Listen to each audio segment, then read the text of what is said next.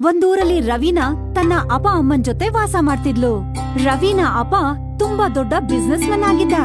ರವೀನಾ ಶ್ರೀಮಂತ್ರ ಮನೆ ಹುಡುಗಿ ಆಗಿದ್ಲು. ಹಾಗಾಗಿ ಅವಳ ಓದು ಊರಲ್ಲೇ ದೊಡ್ಡ ಸ್ಕೂಲು ಮತ್ತೆ ಕಾಲೇಜಲ್ಲಾಗಿತ್ತು. ಆದ್ರೆ ಅವರ ಚಿಕ್ಕಪ್ಪ ಹಳ್ಳಿನಲ್ಲೇ ಇದ್ಕೊಂಡು ಹೊಲದ ಕೆಲ್ಸ ಮಾಡ್ತಾ ಇದ್ರು. ಅವ್ರಿಗೂ ಒಬ್ಳು ಮಗಳಿದ್ಲು. ಅವಳ ಹೆಸರು ಸಿಮ್ರನ್ ಅಂತ. ಅವಳು ಓದಿದ್ದು ಹಳ್ಳಿನಲ್ಲೇ. ರವೀನಾ ಓದು ಪೂರ್ತಿ ಆಗೋಗಿತ್ತು. ಈಗ ಅವಳಿಗೆ ಮದ್ವೆ ಫಿಕ್ಸ್ ಆಗಿತ್ತು. ಅದಕ್ಕೆ ಅವಳು ಹಳ್ಳಿಯಿಂದ 1 ತಿಂಗಳು ಮುಂಚೆನೆ ಸಿಮ್ರನ್ನ ಕರ್ಸ್ಕೊಂಡಿರ್ತಾಳೆ. ಯಾಕಂದ್ರೆ ಮನೆ ಕೆಲ್ಸ ನೋಡ್ಕೊಳ್ಳೋದಿಕ್ಕೆ. Simran, you are most welcome in our luxury house. Oh, ನಿನಗೆ ಅರ್ಥ ಆಗಿಲ್ಲ ಅನ್ಸತ್ತೆ. ನಾನ್ ಹೇಳಿದ್ದೇನಂದ್ರೆ ನಮ್ಮ ದೊಡ್ಡ ಮನೆಗೆ ನಿನ್ಗೆ ಸ್ವಾಗತ ಅಂತ. ಥ್ಯಾಂಕ್ ಯು ಅಕ್ಕ.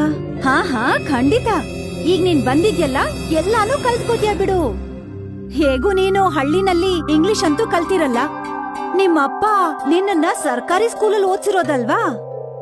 ಅಕ್ಕ, ಹಳ್ಳಿನಲ್ಲಿ ಸರ್ಕಾರಿ ಸ್ಕೂಲೇ ಅಲ್ವಾ ಇರೋದು? ಹಾ ನನಗ್ ಅರ್ಥ ಆಯ್ತು. ಪ್ರೈವೇಟ್ ಸ್ಕೂಲ್ಗೆ ಹೋಗಕ್ಕೆ ನಿಮ್ಗೆ ಯೋಗ್ಯತೆ ಎಲ್ಲಿದೆ ನನಗ್ ಗೊತ್ತಿಲ್ವಾ? ಅಕ್ಕ, ಒಳಗ್ ಹೋಗೋಣ್ವಾ? ಹಾ ಖಂಡಿತ. ರವೀನಾ ಸಿಮ್ರನ್ನ ಒಳಗಡೆ ಕರ್ಕೊಂಡ್ ಹೋಗ್ತಾಳೆ. ಸಿಮ್ರನ್ ಬಡವರಾಗಿರೋದ್ರಿಂದ ಅವಳಿಗೆ ಸಿಕ್ಕಾಪಟ್ಟೆ ಬೈತಾಳೆ. ಸಿಮ್ರನ್ ಇಲ್ಲಿ ಇಡೀ ದಿನ ಕೆಲ್ಸ ಮಾಡ್ತಾ ಇದ್ಲು. ಜೊತೆಗೆ ಅವ್ರ ಹತ್ರ ಬೈಸ್ಕೋತಾ ಇದ್ಲು. ಅದಕ್ಕೆ ಸಿಮ್ರನ್ಗೆ ಇವತ್ತು ಅಳು ಬಂದೇ ಬಿಡ್ತು. ಅಪ್ಪ ನನ್ನನ್ನ ಎಲ್ಲಿ ಕಳ್ಸಿದಾರೆ, ಮತ್ತೆ ಅಮ್ಮ ಹೇಳಿದರೆ ಯಾರಿಗೂ ಉಲ್ಟಾ ಜವಾಬ್ ಕೊಡ್ಬೇಡ ಅಂತ. ಆದ್ರೆ ಈ ರವೀನಾ ತನ್ನ ಹತ್ತನ್ನ ಮೀರ್ ಬಿಟ್ಟಿದ್ದಾಳೆ. ಅಯ್ಯೋ ದೇವ್ರೆ, ನನ್ನನ್ ಯಾಕೆ ಇಷ್ಟೊಂದು ಬಡವಳನ್ನಾಗ್ ಮಾಡ್ದೆ? ನನ್ನ ಅಕ್ಕ ಕೂಡ ನನ್ನ ತಮಾಷೆ ಮಾಡ್ತಾಳೆ. ಆಗ ಹೊರಗಡೆಯಿಂದ ರವೀನಾ ಬರ್ತಾಳೆ. ಸಿಮ್ರನ್, ಈಗ ನೀನು ಬ್ಯುಸಿ ಆಗಿದ್ಯಾ? ಇಲ್ಲ ಅಕ್ಕ, ನಾನ್ ಖಂಡಿತ ಬ್ಯುಸಿ ಇಲ್ಲ. ನಾನ್ ಫ್ರೀ ಆಗೇ ಇದ್ದೀನಿ. ಸರಿ, ಹಾಗಾದ್ರೆ ಮಾರ್ಕೆಟ್ ಹೋಗೋಣ ಬಾ. ನನ್ನ ಫ್ರೆಂಡ್ಸು ಬರ್ತಾ ಇದಾರೆ. ಒಳ್ಳೆ ಬಟ್ಟೆ ಹಾಕೋ. ಅಕ್ಕ, ನನ್ ಹತ್ರ ಸಲ್ವಾರ್ ಸೂಟ್ಸೇ ಇರೋದು. ಇದನ್ ಬಿಟ್ಟು ನಾನ್ ಬೇರೆ ಏನ್ ಹಾಕೊಳ್ಳಿ? ಅರೆ ಯಾರ್, ನೀವ್ ಹಳ್ಳಿ ಜನ ಇದೀರಲ್ಲ, ಅದೇನು ಅಂತ ಬಟ್ಟೆ ಹಾಕೋತಿರೋ. ಸರಿ ಬಿಡು, ಈಗ ಅದನ್ನೇ ಹಾಕೋ. ನಾನ್ ಹೊರಗಡೆ ನಿನ್ಗೋಸ್ಕರ ಟಾಪ್ ಕೊಡಿಸ್ತೀನಿ. ರವೀನಾ ಸಿಮ್ರನ್ನ ಕರ್ಕೊಂಡು ಮಾರ್ಕೆಟ್ಗೆ ಶಾಪಿಂಗ್ಗೆ ಅಂತ ಹೋಗ್ತಾಳೆ. ರವೀನಾ ಸಿಮ್ರನ್ನ ಕರ್ಕೊಂಡು ಎಲ್ಲದಕ್ಕಿಂತ ಮುಂಚೆ ಲೆಹೆಂಗಾ ಅಂಗಡಿಗೆ ಹೋಗ್ತಾಳೆ. ನನ್ಗಂತೂ ಈ ಲೆಹೆಂಗಾ ಇಷ್ಟ ಆಯ್ತು. ಇದ್ರ ಬೆಲೆ ಪೂರ್ತಿ 25,000.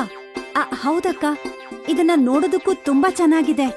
ಹಾ ಆದ್ರೆ ನೀನಿದ್ರ ಕನಸ್ ಕಾಣ್ಬೋದು ಅಷ್ಟೇ. ಯಾಕಂದ್ರೆ ನಿನ್ನ ಮದ್ವೆ ಹಾಕೊಂಡಿರೋ ಬಟ್ಟೆಲೇ ಆಗತ್ತೆ. ನಡಿಯಕ್ಕ, ಬೇರೆ ಎಲ್ಲಾದ್ರೂ ಹೋಗೋಣ. ಅಯ್ಯೋ, ಇದು ನನ್ ಮದ್ವೆ ಶಾಪಿಂಗ್ ನಡೀತಾ ಇರೋದು. ಹೀಗ್ ನಡಿಯತ್ತಾ? ಹೀಗ್ ಬಂದು ಹೀಗ್ ಹೋಗೋಕೆ?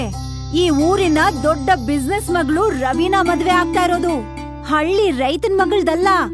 ಅಕ್ಕ, ಪ್ರತಿ ಒಂದ್ ಮಾತಿಗೂ ನಮ್ಮಪ್ಪನ್ ಯಾಕೆ ಅವಮಾನ ಮಾಡ್ತೀಯ ನೀನು?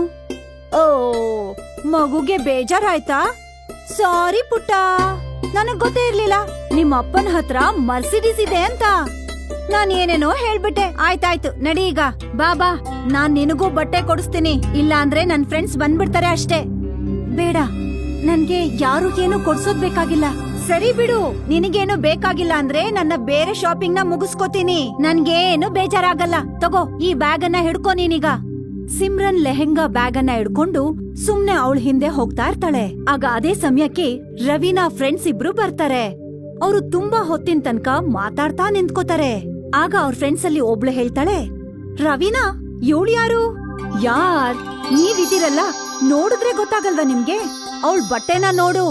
ನಮ್ಮನೆ ಕೆಲಸದವಳು ಜೊತೆಲ್ ಕರ್ಕೊಂಡ್ ಬಂದೆ, ನನ್ಗೆ ಹೆಲ್ಪ್ ಆಗ್ಲಿ ಅಂತ. ಹಾ ಯಾರ್, ಕೆಲಸದವ್ರಿದ್ರೆ ಎಲ್ಲ ಕೆಲ್ಸ ಎಷ್ಟ್ ಈಸಿ ಆಗತ್ತೆ ಅಲ್ವಾ? ಈ ಮಾತನ್ನ ಸಿಮ್ರನ್ ಕೂಡ ಕೇಳಿಸ್ಕೊತಾಳೆ. ಮತ್ತೆ ಅವಳ ಕಣ್ಣಲ್ಲಿ ನೀರ್ ಬರತ್ತೆ. ಸಿಮ್ರನ್ ನಿರ್ಧಾರ ಮಾಡ್ತಾಳೆ, ಇನ್ ಮುಂದೆ ಈ ಊರಲ್ಲಿ ನಾನಿರಲ್ಲ ಅಂತ. ಅಕ್ಕ, ನಾನ್ ನನ್ನ ಹಳ್ಳಿಗೆ ಹೋಗ್ತಾ ಇದ್ದೀನಿ. ಹಾ ಹೋಗು, ನಾನೇ ನಿನ್ನ ತಡಿತಾ ಇದ್ದೀನಾ? ಆದ್ರೆ ಇವತ್ತೊಂದು ದಿನ ಉಳ್ಕೋ. ಯಾಕಂದ್ರೆ ಇವತ್ ಹುಡ್ಗ ನನ್ನ ಮೀಟ್ ಮಾಡಕ್ ಬರ್ತಿದ್ದಾನೆ. ನೀನ್ ನನ್ ಮುದ್ದಿನ ತಂಗಿ ಅಲ್ವಾ, ಇವತ್ತು ನನ್ಗೊಂದಿನ ಹೆಲ್ಪ್ ಮಾಡು. ಸರಿ, ಇವತ್ತೊಂದು ದಿನ ಉಳ್ಕೋತೀನಿ. ಆದ್ರೆ ನಾಳೆ ನಾನು ಹೊರಟ್ಬಿಡ್ತೀನಿ. ಆಯ್ತು, ನಿನ್ಗಿಲ್ಲಿರೋದಕ್ ಮನ್ಸಿಲ್ಲ ಅಂದ್ರೆ ನಾನೇ ನಿನ್ನ ಬಿಟ್ಟು ಬರ್ತೀನಿ. ಹೇಳ್ಬೇಕಂದ್ರೆ ಈ ಮನೇಲಿ ನಿನ್ಗೆ ಏನ್ ಕಮ್ಮಿ ಆಗಿದೆ? ಎಲ್ಲ ಜಾಸ್ತಿನೇ ಇದೆಲ್ಲ. ಸಿಮ್ರನ್ ರವೀನಾ ಮಾತನ್ನ ಕೇಳ್ತಾಳೆ. ಮತ್ತೆ ಸಂಜೆ ಮದ್ವೆ ಹುಡ್ಗ ವಿಜಯ್ ಕೂಡ ಬರ್ತಾನೆ. ಸಿಮ್ರನ್ ಅವನನ್ನ ತುಂಬಾ ಚೆನ್ನಾಗ್ ನೋಡ್ಕೋತಾಳೆ. ವಿಜಯ್ ಅಲ್ಲಿಂದ ಹೊರಟೋಗ್ತಾನೆ. ಮತ್ತೆ ಮದ್ವೆ ಡೇಟ್ ಕೂಡ ಫಿಕ್ಸ್ ಆಗತ್ತೆ. ಆದ್ರೆ ಸಿಮ್ರನ್ ತನ್ನ ಮನೆಗ್ ವಾಪಸ್ ಹೋಗ್ಲಿಲ್ಲ. ಅವಳು ರವೀನ ಹತ್ರನೇ ಉಳ್ಕೋತಾಳೆ. ಮತ್ತೆ ಎಲ್ರೂ ಕಾಯ್ತಾ ಇದ್ದಂತ ಆ ದಿನ ಕೂಡ ಬಂದೇ ಬಿಡ್ತು. ಮತ್ತೆ ರವೀನ ಅಪ್ಪ ತುಂಬಾ ಚೆನ್ನಾಗಿ ಅರೇಂಜ್ಮೆಂಟ್ಸ್ ಮಾಡಿದ್ರು. ಹಳ್ಳಿಯಿಂದ ಸಿಮ್ರನ್ ಅಪ್ಪ ಅಮ್ಮ ಸಹ ಬಂದಿದ್ರು. ಉಂಗ್ರ ಬದಲಾಯಿಸೋಂತ ಶಾಸ್ತ್ರ ಶುರುವಾಯ್ತು. ನಾನು ರವೀನಾಗೆ ಉಂಗ್ರ ತೋರ್ಸೋದಿಲ್ಲ. ಎಷ್ಟು ಧೈರ್ಯ ನಿನ್ಗೆ ಎಲ್ರು ಮುಂದೆ ಈ ರೀತಿ ಮಾತಾಡೋದಿಕ್ಕೆ? ನಿನಗ್ ಗೊತ್ತಿಲ್ವಾ, ಈ ಊರಲ್ಲೇ ದೊಡ್ಡ ಶ್ರೀಮಂತ್ರ ಮಗಳು ನಾನು. ನನಗ್ ನಿನ್ ಬಗ್ಗೆ ಎಲ್ಲ ಗೊತ್ತಿದೆ, ಅದಕ್ಕೆ ಆಗೋದಿಲ್ಲ ಅಂತ ಹೇಳ್ತಿದೀನಿ. ನಾನ್ ಸಿಮ್ರನ್ ನಮ್ಮ ಮದ್ವೆ ಆಗ್ತೀನಿ. ನಿನ್ಗೇನಾದ್ರೂ ತಲೆ ಕೆಟ್ಟಿದ್ಯಾ? ಅವಳ ಬಗ್ಗೆ ಗೊತ್ತಾ ನಿನ್ಗೆ? ನನಗೆ ನಿನ್ಗಿನ ಮುಂಚೆ ಸಿಮ್ರನ್ ಗೊತ್ತಿತ್ತು. ಆಮೇಲೆ ಇನ್ನೊಂದು, ಈ ಎಲ್ಲ ಆಟ ನಾಡಿದ್ದು ನಿನ್ನ ಮುಖವಾಡನ ಬಯಲ್ ಮಾಡೋದಕ್ಕೆ. ನೀನ್ ಹಣದಲ್ಲಿ ಶ್ರೀಮಂತ ಇರ್ಬೋದು, ಆದ್ರೆ ನನಗೆ ಧೂಳಿಗೆ ಸಮಾನ. ಯಾಕಂದ್ರೆ ನಿನ್ನಲ್ಲಿ ಹೃದಯ ಇಲ್ಲ. ಆದ್ರೆ ಸಿಮ್ರನ್ಗೆ ಹಣದಲ್ಲಿ ಬಡತನ ಇರ್ಬೋದು, ಆದ್ರೆ ಅವಳ ಹೃದಯ ಶ್ರೀಮಂತವಾದದ್ದು. ಮತ್ತೆ ಅವಳು ಊರಿನ ಮಕ್ಕಳಿಗೆಲ್ಲ ದಿನ ಫ್ರೀ ಆಗಿ ಪಾಠ ಹೇಳ್ಕೊಡ್ತಾಳೆ. ಅವ್ರ ಊರಲ್ಲಿ ಸ್ಕಿಲ್ ಡೆವಲಪ್ಮೆಂಟ್ ಕೋಚಿಂಗ್ ಸೆಂಟರ್ ಕೂಡ ಇದೆ, ಅದು ಕೂಡ ಪೂರ್ತಿ ಫ್ರೀ. ನಮ್ಮಿಬ್ಬರಿಗೂ ಒಬ್ರನ್ನೊಬ್ರು ಮೊದ್ಲಿಂದನೂ ಗೊತ್ತಿತ್ತು. ನಿನ್ನ ಸ್ವಯರೂಪನ ತಿಳ್ಕೊಳ್ಳೋದಕ್ಕೆ ಇದೆಲ್ಲ ಮಾಡಿದ್ವಿ. ವಿಜಯ್ ಮತ್ತೆ ಸಿಮ್ರನ್ಗೆ ಮದ್ವೆ ಆಗತ್ತೆ. ಮತ್ತೆ ರವಿನ ದುರಹಂಕಾರ ಚೂರ್ ಚೂರಾಗೋಗತ್ತೆ. ನವೀನ್ ಅನ್ನೋನು ಒಬ್ಬ ಮೆಕ್ಯಾನಿಕ್ ಆಗಿದ್ದ. ತನ್ನ ತಂಗಿ ನಿಶಾನ ಕರ್ಕೊಂಡು ಬೈಕಲ್ಲಿ ಕಾಲೇಜಿಗೆ ಬಿಡಕ್ ಹೋಗಿದ್ದ. ದಾರಿನಲ್ಲಿ ನಿಶಾ ಸ್ನೇಹಿತರು ನಿಶಾನ ಗುರಾಯಿಸ್ತಾ ಇದ್ರು. ನಿಶಾಗೆ ಇದನ್ನ ನೋಡಿ ಎಂಬ್ಯಾರಸ್ ಆಗ್ತಾ ಇತ್ತು. ಅಣ್ಣ ಸಾಕು, ಇಲ್ಲೇ ಬಿಟ್ಬಿಡಿ ಸಾಕು. ಆದ್ರೆ ಪುಟ್ಟ, ನಿಮ್ಮ ಕಾಲೇಜ್ ತುಂಬಾ ದೂರ ಇದೆಯಲ್ವಾ? ಹಾ, ಆದ್ರೆ ನೀವ್ ನನ್ನ ಇಲ್ಲೇ ಬಿಡಿ ಸಾಕು. ಆದ್ರೆ ಯಾಕೆ? ಅಣ್ಣ, ನಾನ್ ಹೇಳ್ದೆ ತಾನೇ ಇಲ್ಲೇ ಬಿಟ್ರೆ ಸಾಕು ಅಂತ. ನಾನ್ ಮನೆಗ್ ಬಂದ್ಮೇಲೆ ಹೇಳ್ತೀನಿ. ನವೀನ್ ನಿಶಾನ ಅಲ್ಲೇ ಬಿಟ್ಟು ತನ್ನ ಕೆಲ್ಸಕ್ಕೆ ಮುಂದೆ ಹೋಗ್ತಾನೆ. ನಿಶಾ ಅಲ್ಲಿಂದ ಸ್ವಲ್ಪ ಮುಂದೆ ಹೋಗ್ತಿದ್ದ ಹಾಗೆ ಅಲ್ಲಿ ಅವಳ ಫ್ರೆಂಡ್ ಅವಳಿಗೆ ಸಿಗ್ತಾಳೆ. ಅದು ನಿನ್ನ ಬಿಡಕ್ ಬಂದಿದ್ರಲ್ಲ, ಯಾರವ್ರು? ಯಾರು ಇಲ್ಲ. ಹಾಗೆ ನಿನ್ ಬಾಯ್ ಫ್ರೆಂಡ್ ಅವ್ರು? ಇಲ್ಲ, ಅವನು ನನ್ನ ಅಣ್ಣ. ನಿನ್ ಅಣ್ಣನಾ? ನೋಡೋದಿಕ್ಕೆ ಮೆಕ್ಯಾನಿಕ್ ತರ ಇದ್ದ? ಹಾ, ಅವನು ಮೆಕ್ಯಾನಿಕ್. ಅವನು ನನ್ನ ದೂರದ ಅಣ್ಣ. ಅದೇ ನಾನು ಯೋಚಿಸ್ತಿದ್ದೆ, ಒಬ್ಬ ಮೆಕ್ಯಾನಿಕ್ ತಂಗಿ ಇಷ್ಟು ದೊಡ್ಡ ಕಾಲೇಜಲ್ಲಿ ಓದೋಕ್ ಹೇಗ್ ಸಾಧ್ಯ ಅಂತ. ಅದನ್ನೆಲ್ಲ ಬಿಟ್ಬಿಡು, ಇವಾಗ ಹೇಳು, ಏನ್ ಸ್ಪೆಷಲ್ ಇವತ್ತಿನ ದಿನ? ತನ್ನ ಸ್ನೇಹಿತರ ಮಾತನ್ನ ಕೇಳಿ ನಿಶಾಗೆ ತನ್ನ ಆರ್ಥಿಕ ಪರಿಸ್ಥಿತಿ ಮೇಲೆ ತುಂಬಾ ಕೋಪ ಬರ್ತಿತ್ತು. ಸಂಜೆ ಆದ್ಮೇಲೆ ನಿಶಾ ಮನೆಗ್ ಬಂದಾಗ, ಬಂದ ಪುಟ್ಟಿ? ಹಾ ಅಣ್ಣ, ಬಂದೆ. ಮತ್ತೆ ನಾಳೆಯಿಂದ ನೀನು ನನ್ನ ಕಾಲೇಜಿಗೆ ಬಿಡೋದು ಬೇಕಾಗಿಲ್ಲ. ಆದ್ರೆ ಯಾಕೆ? ನನ್ನ ಎಲ್ಲಾ ಫ್ರೆಂಡ್ಸು ನಿನ್ನ ನೋಡಿ ಹೇಳ್ತಾರೆ ನಾನು ಮೆಕ್ಯಾನಿಕ್ ತಂಗಿ ಅಂತ. ಮತ್ತೆ ಅಷ್ಟು ದೊಡ್ಡ ಕಾಲೇಜಲ್ಲಿ ಹೇಗ್ ಓದ್ತೀನಿ ಅಂತ ಕೇಳ್ತಾರೆ. ಆದ್ರೇನಂತೆ, ನಿನ್ಗೆ ಗರ್ವ ಅನಿಸ್ಬೇಕು. ಇಲ್ಲ ಅಣ್ಣ, ಅವ್ರ ಬಗ್ಗೆ ಎಲ್ಲ ಯೋಚನೆ ಮಾಡಿದ್ರೆ ನಾನ್ ಯಾಕೆಷ್ಟು ಬಡವಳಾಗಿ ಹುಟ್ಟಿದೀನಿ ಅನ್ಸತ್ತೆ ನನ್ಗೆ. ನೀವ್ ನನ್ ಕಾಲೇಜಿಗೆ ಬರ್ಬೇಡಿ ಅಷ್ಟೇ. ನನ್ ಫ್ರೆಂಡ್ಸ್ ಎಲ್ಲ ನನ್ನನ್ನ ಈ ಆಳ್ಸೋದು ನನಗಿಷ್ಟ ಇಲ್ಲ, ಗೊತ್ತಾಯ್ತಾ? ಬರ್ಬೇಡಿ ಅಷ್ಟೇ. ಸರಿ. ನಿಶಾ ಫ್ರೆಶ್ ಆಗೋದಕ್ಕೆ ಒಳಗಡೆ ಹೋಗ್ತಾಳೆ. ಮತ್ತೆ ನವೀನ್ ತನ್ನ ತಾಯಿಯ ಫೋಟೋ ಮುಂದೆ ನಿಂತ್ಕೊಂಡು ಮಾತಾಡ್ತಾನೆ. ನೋಡಿದ್ರಮ್ಮ, ಇವತ್ತು ನಿಮ್ ಮಗಳಿಗೆ ನಾನ್ ಮೆಕ್ಯಾನಿಕ್ ಆಗಿರೋದ್ರಿಂದ ಅವಮಾನ ಅಂತೆ. ಒಂದ್ ವೇಳೆ ನೀವು ಅಪ್ಪ ಇದ್ದಿದ್ರೆ ನಾನು ಕೂಡ ಓದಿರ್ತಿದ್ದೆ. ನಿಶಾಗೆ ನನ್ನಿಂದ ಪ್ರಾಬ್ಲಮ್ ಆಗ್ಬಾರ್ದಷ್ಟೇ. ಏನೇ ಆಗ್ಲಿ, ನಿಶಾ ನನ್ನ ಪುಟ್ಟ ತಂಗಿ. ನಾನ್ ನನ್ನ ಕರ್ತವ್ಯನ ಮಾಡೇ ಮಾಡ್ತೀನಿ. ಅವಳಿಗೆ ಓದ್ ಬರಹ ಕಲ್ಸಿ ದೊಡ್ಡ ಪೊಸಿಷನ್ ತಂದೆ ತರ್ತೀನಿ. ಅವತ್ತಿಂದ ಇನ್ಯಾವತ್ತೂ ನಿಶಾ ಕಾಲೇಜ್ಗೆ ನವೀನ್ ಹೋಗ್ಲೇ ಇಲ್ಲ. ಸಮಯ ಕಳೆಯತ್ತೆ. ನಿಶಾಗೆ ಅಜಯ್ ಮೇಲೆ ಪ್ರೀತಿ ಹುಟ್ಟತ್ತೆ. ಅಜಯ್ ಒಬ್ಬ ದೊಡ್ಡ ಶ್ರೀಮಂತರ ಮಗನಾಗಿದ್ದ. ಅವನ ಹತ್ರ ಸ್ವಂತದ ಕಾರ್ ಇತ್ತು, ಮತ್ತೆ ದೊಡ್ಡ ಬಂಗ್ಲೋ ಇತ್ತು. I love you Ajay. I love you Nisha.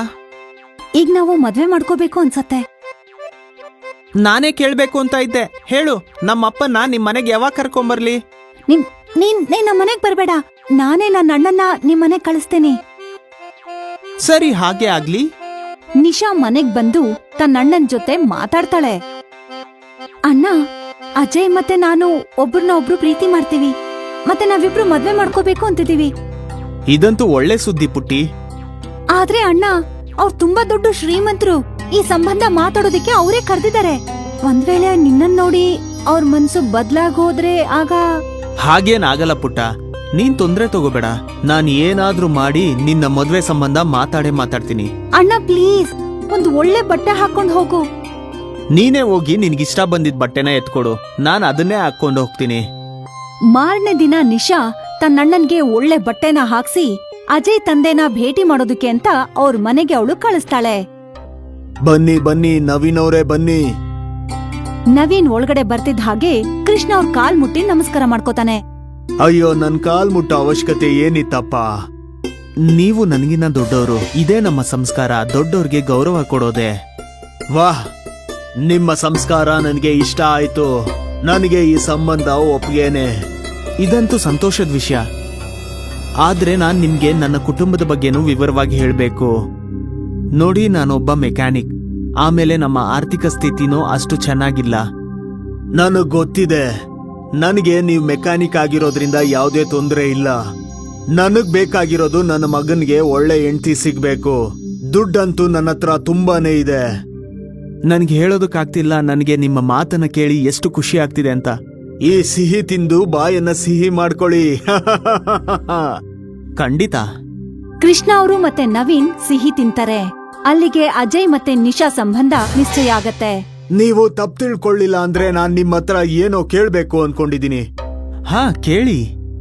ನಿಮ್ಮ ವಯಸ್ಸು ಸುಮಾರು 25ರಿಂದ 30 ಇರ್ಬೋದಾ? ಹಾ.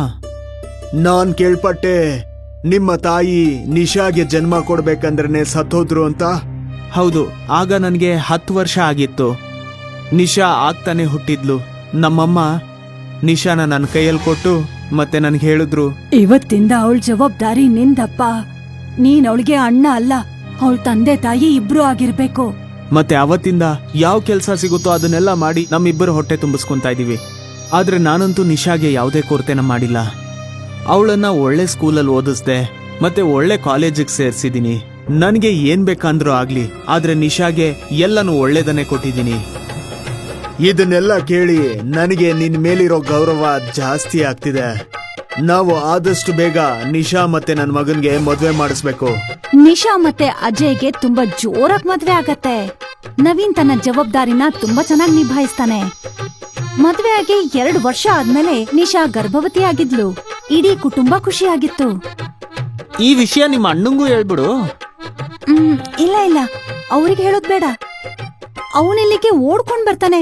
ಮತ್ತೆ ನಿನಗ್ ಗೊತ್ತಿದೆ ಅಲ್ವಾ, ಅವನೊಬ್ಬ ಮೆಕ್ಯಾನಿಕ್ ಅಂತ. ಮತ್ತೆ ನಾವು ಇಷ್ಟೊಂದು ಶ್ರೀಮಂತರು ಚೆನ್ನಾಗನ್ಸೋದಿಲ್ಲ. ನಿಶಾ ಹೇಳಿದ ಈ ಮಾತನ್ನ ಕೃಷ್ಣ ಕೇಳಿಸ್ಕೋತಾರೆ. ವಾವ್ ಮಗ, ವಾವ್, ನೀನು ತುಂಬಾ ಒಳ್ಳೆ ಉತ್ತರ ಕೊಟ್ಟೆ ನಿನ್ ಹೆಂಡತಿಗೆ. ಇವತ್ತು ನೀನು ಶ್ರೀಮಂತನ ಮನೆಗೆ ಸೊಸೆ ಆಗಿದೀಯಾ. ಮತ್ತೆ ನೀನು ಈ ಶ್ರೀಮಂತನ ಮನೆಗೆ ಸೊಸೆ ಆಗೋದಕ್ಕೆ ಎಲ್ಲ ಕೆಲ್ಸನೂ ನಿನ್ನ ಬಡ ಅಣ್ಣನೇ ಮಾಡಿದ್ದು. ನೀನು ಹುಟ್ಟಿದಾಗ ಅವನ್ಗಿನ್ನೂ 10 ವರ್ಷ ಆಗಿತ್ತು. ಅವತ್ತಿಂದ ನಿನ್ನ ಜವಾಬ್ದಾರಿನ ಅವನ್ ವಹಿಸ್ಕೊಂಡಿದ್ದ. ಅವನೇ ಓದಿಲ್ಲ, ಆದ್ರೆ ಪಾಪ ನಿನ್ನನ್ನ ಓದಿಸ್ದ. ಅವನು ಹೊಟ್ಟೆ ಹಸ್ಕೊಂಡಿದ್ರು ನಿನ್ನನ್ನ ಒಳ್ಳೆ ಕಾಲೇಜ್ಗೆ ಅಡ್ಮಿಷನ್ ಮಾಡಿಸ್ದ. ವಾಹ್, ನಿನ್ನ ಆಲೋಚನೆ ಚೆನ್ನಾಗಿದೆ. ಸಾರಿ ನನಗಲ್ಲ, ನಿಮ್ಮ ಅಣ್ಣಂಗೆ ಹೇಳು. ನಿನ್ನ ಸಂತೋಷಕ್ಕಾಗಿ ಅವನು ತನ್ನ ಜೀವನವನ್ನೇ ತ್ಯಾಗ ಮಾಡಿದಾನೆ. ನಾನು ಅಣ್ಣನ ಹತ್ರ ಹೋಗ್ಬೇಕು. ಅಜಯ್ ನಿಶಾನ ತನ್ನ ಅಣ್ಣನ ಹತ್ರ ಕರ್ಕೊಂಡು ಹೋಗ್ತಾನೆ. ನವೀನ್ ಮೆಕ್ಯಾನಿಕ್ ಶಾಪಲ್ಲಿ ಇರ್ತಾನೆ. ನಿಶಾ ಅಳ್ತಾ ಅಳ್ತಾ ಅವನನ್ನ ಗಟ್ಟಿಯಾಗಿ ಅಪ್ಕೋತಾಳೆ. ಏನಾಯ್ತು ಪುಟ್ಟಿ, ಯಾಕಿಂಗ್ ಅಳ್ತಿದ್ಯಾ? ಹೇಳು, ಏನಾದ್ರೂ ಹೇಳು. ಅಣ್ಣ, ಐ ಆಮ್ ಸಾರಿ. ನಾನು ಪ್ರತಿ ಸಲನೂ ನಿನ್ನನ್ನ ಅವಮಾನ ಮಾಡ್ತಾ ಇದ್ದೆ, ಆದ್ರೆ ನೀನು ನನ್ಗೋಸ್ಕರ ತ್ಯಾಗನೇ ಮಾಡ್ತಾ ಇದ್ಯಾ. ಟೆನ್ಷನ್ ತಗೋಬೇಡ ಪುಟ್ಟಿ, ಇದಕ್ಕೆಲ್ಲ ಹೋಗ ಅಳ್ತಾರಾ? ಅಳು ನಿಲ್ಸು. ನೀನ್ ಈ ತರ ಅಳ್ತಿದ್ರೆ ನನಗೂ ಕೂಡ ಬೇಜಾರಾಗುತ್ತೆ. ನಿಶಾ ತನ್ನ ಕಣ್ಣೀರನ್ನ ಒರೆಸ್ಕೋತಾಳೆ. ಅಣ್ಣ, ನೀನು ಮಾಮ ಆಗ್ತಾ ಇದ್ಯಾ. ಏನು? ನವೀನ್ ನಿಶಾನ ತನ್ನ 2 ಕೈಗಳಲ್ಲಿ ಎತ್ಕೋತಾನೆ. ನಾನು ಮಾಮ ಆಗ್ತಿದ್ದೀನಿ, ನಾನು ಮಾಮ ಆಗ್ತಿದ್ದೀನಿ. ಅರೆ ಅಣ್ಣ, ಅಣ್ಣ. ಪುಟ್ಟ, ನನ್ನ ಜೀವನದಲ್ಲೇ ಇವತ್ತೇ ತುಂಬಾ ಖುಷಿಯಾಗಿರೋ ದಿನ. ಇವತ್ತು ನಿಶಾಗೆ ತನ್ನ ಅಣ್ಣನ ಮೇಲೆ ತುಂಬಾ ಪ್ರೀತಿ ಹುಟ್ಟತ್ತೆ. ಆದ್ರೆ ಒಂದು ಸಮಯ ಇತ್ತು, ನಿಶಾಗೆ ತನ್ನ ಬಡ ಅಣ್ಣನ ಮೇಲೆ ನಾಚಿಕೆ ಆಗ್ತಿತ್ತು. ಈ ಕಥೆಯಿಂದ ಒಂದು ವಿಷಯ ಅಂತೂ ಚೆನ್ನಾಗ್ ಅರ್ಥ ಆಗತ್ತೆ. ಶ್ರೀಮಂತಿಕೆ ಮತ್ತೆ ಬಡತನದ ಮಧ್ಯೆ ಇರೋ ಗೋಡೆನ ಒಡೆಯೋದು ತುಂಬಾ ದೊಡ್ಡ ವಿಷಯ ಅಲ್ಲ ಅನ್ನೋದು.